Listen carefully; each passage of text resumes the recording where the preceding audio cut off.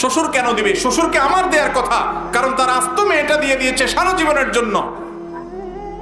পড়ালেখা করাইছে সে, গড়ে তুলছে সে, গাছ লাগাইছে সে, আর গাছটা তুলে নিয়ে আসতেছে আমার সংসারে, সারা জীবন আমাকে সার্ভিস দিয়ে যাচ্ছে।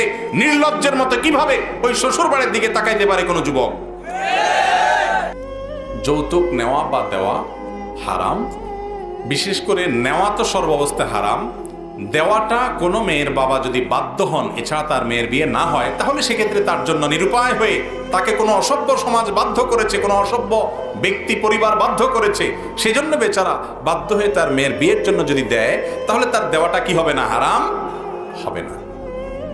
যারা যৌতুক নেন, মুরব্বীরা ছেলে বিয়ে করে যৌতুক নেন, চাচিরা ছেলেকে বিয়ে করায়া ছেলের শ্বশুরবাড়ি থেকে বিভিন্নভাবে আদায় করেন। সারা বাংলাদেশে আছে, আপনাদের এই অঞ্চলেও আছে না নাই? রমজানে ইফতারি দিতে হবে, বিশাল বড় আপনার স্তূপ করে ইফতারি নিয়ে যেতে হবে। মেয়ের বাপের কি আছে কি না আছে এসব দেখা দেখি নেই, ঠিক না বেঠিক? ফলের সময় ফল কিনে দিতে হবে অনেক, হ্যাঁ, কোরবানের সময় গরুর কল্লা পাঠাইতে হবে, রান পাঠাইতে হবে, আর বিয়ের সময় তো বলতেই নাই, অনেক কিছু দিতে হবে। এসব কালচার আছে না নাই?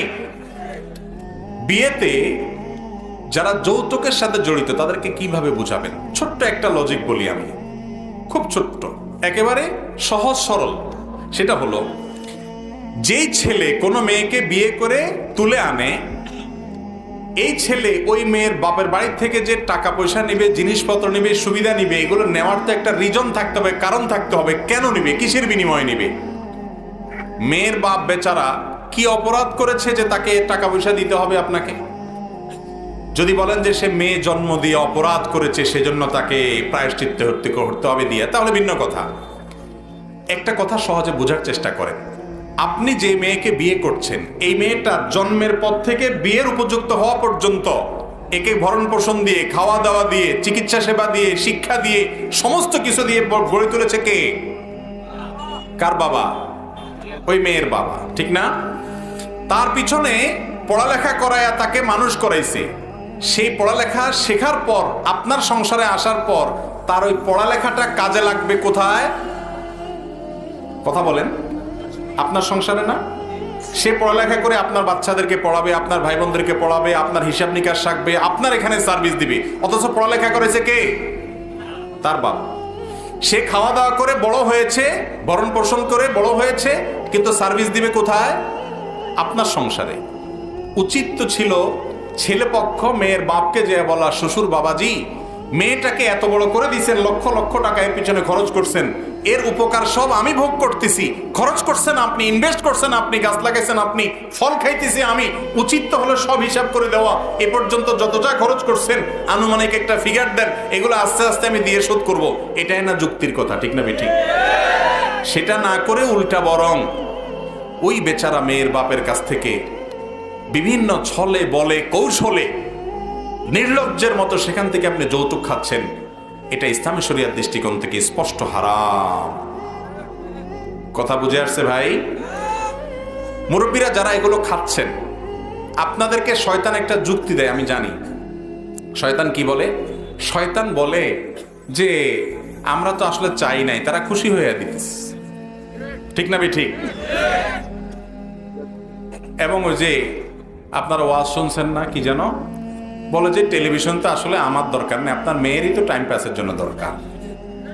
মোটরসাইকেল আমার ছেলে তো লাগে না, সে তো আসলে বাসে টাসে যাইতে পারে, কিন্তু আপনার মেয়েকে নিয়ে যেতে হলে একটা মোটরসাইকেলে না চড়াই নিলে এটা হয় না। আপনার মেয়ের জন্যই একটা মোটরসাইকেল দরকার। আর ফ্রিজ না থাকলে আপনার মেয়ে এই তরকারি জাল দিতে দিতে কষ্ট হবে, তার একটা ফ্রিজ না হলে মাছ গোশ এগুলো জাল দিতে দিতে কষ্ট হবে, তার জন্যই আসলে তার শান্তির জন্য একটা দরকার। এরকম নির্লজ্জের মতো বিভিন্ন ফাঁক ফোকর বাইর করে না? ভালো করে শুনে রাখেন, কোন মেয়ের বাপের অঢেল আছে, সে খুশি হয়ে তার অন্য ছেলেকে দিছে, মেয়েকে দিছে, সেটা মেয়েকে দিছে, তার ব্যাপার।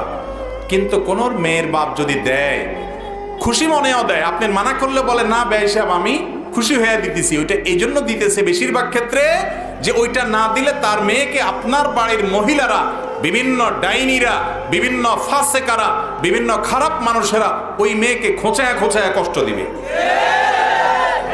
তার মনকে জর্জরিত করবে, বলবে যে ওই যে আমার অমুক ছেলের বিয়ে করাইছি, তার বাহার বাড়ি থেকে কত কিছু দিছে, এসব শোনাবে শুধু। ঠিক না বে ঠিক? খুব ভালো করে শুনে রাখেন, এটার বিরুদ্ধে আমাদের সমাজে আমাদের সংগ্রামের ঘোষণা দিতে হবে।